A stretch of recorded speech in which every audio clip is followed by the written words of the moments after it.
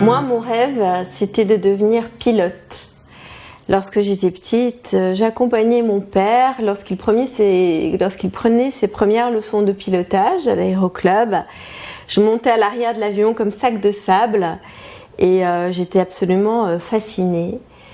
Et de là est née une vocation, celle de devenir pilote. Donc à 15 ans, je m'inscris à l'aéroclub d'Auvergne et je fais mon premier vol solo. C'est un super moment. C'est un moment très fort, le premier vol solo pour un pilote. Et puis un jour, le 12 mai 1991, je monte à l'arrière d'un petit avion du club. Nous avions rendez-vous avec les pilotes de Canadair sur la base de Marignane. Ce jour-là, la météo n'était pas franchement bonne, mais le pilote décide d'aller voir et nous dit que si ça passe pas, on fera demi-tour. Sauf qu'il n'a jamais eu le temps de faire demi-tour. On est rentré dans une couche nuageuse, le pilote a percuté le flanc d'une montagne et de cet accident, je suis la seule rescapée. On me dit que je resterai paraplégique, qu'il me faudrait apprendre à vivre dans la peau d'une personne à mobilité réduite, mais moi, je ne connais rien du handicap.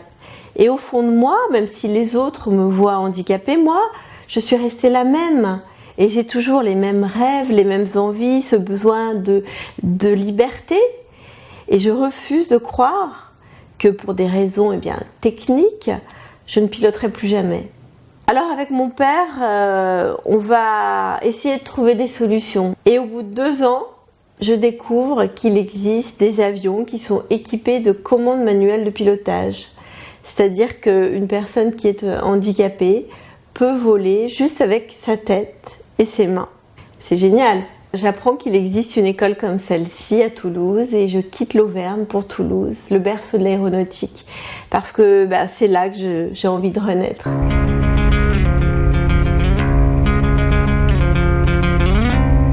Il ne faut pas avoir peur de l'échec.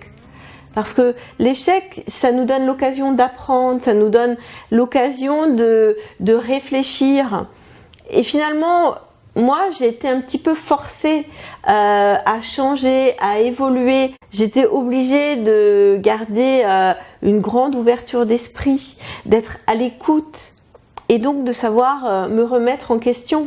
En fait, le véritable échec, c'est de rester là où on est tombé. Mais finalement, quand on arrive à se relever, à aller de l'avant et qu'on utilise justement cet événement comme une opportunité pour essayer d'en faire quelque chose, d'en faire une force, là on peut même obtenir des résultats qu'on ne soupçonne même pas.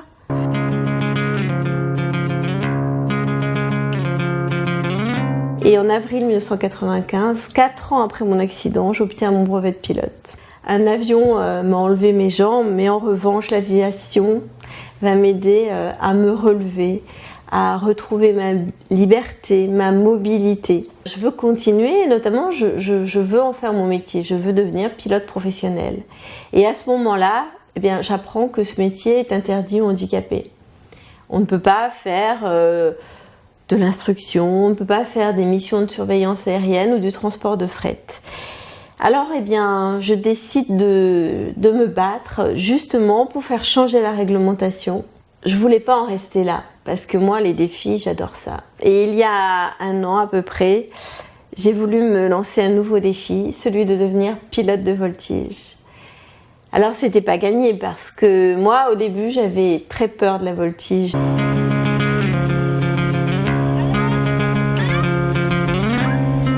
C'est difficile, c'est compliqué, pas parce que je pratique la voltige avec les mains, c'est compliqué pour tout le monde. Mais avec la volonté, l'envie de se dépasser, l'envie de travailler jour après jour, on peut dépasser ces difficultés. On est tous égaux face aux difficultés, qu'il y a un handicap ou pas de handicap. C'est comme tout, c'est du travail, de la persévérance, de la motivation. J'ai obtenu ma qualification et j'ai même pu donc faire présenter un avion en voltige au Salon du Bourget parce que je suis devenue la première femme handicapée pilote de voltige au monde.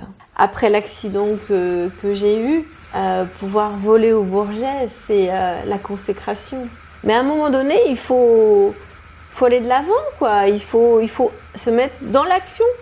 Rien n'est possible si on ne décide pas, si on ne pose pas des actes, il faut se bouger. Sinon, les choses n'arriveront pas d'elles-mêmes. Je crois qu'une solution pour justement ne pas s'essouffler et puis pouvoir être performant dans la durée, c'est d'aller d'objectif en objectif. On n'est pas obligé d'être tout le temps à 100% dans la pleine performance. Et même quand on fonctionne au ralenti, on continue d'apprendre. L'essentiel, c'est de continuer d'y aller à son rythme. Moi, j'ai été très lente pour apprendre la voltige. Mais comme m'a toujours dit mon instructeur, peu importe le temps que ça prend. Ce qui compte, c'est d'y arriver. Nous sommes tous handicapés. Et le plus grand handicap que nous partageons tous, c'est la peur. C'est ça le véritable handicap. Le handicap, il est dans la tête. En travaillant, on arrive à se hisser au-delà de nous-mêmes, à aller au-delà de ce que l'on croyait possible, à se dépasser. Et dans le dépassement de soi, on arrive à atteindre des niveaux que l'on ne soupçonnait même pas.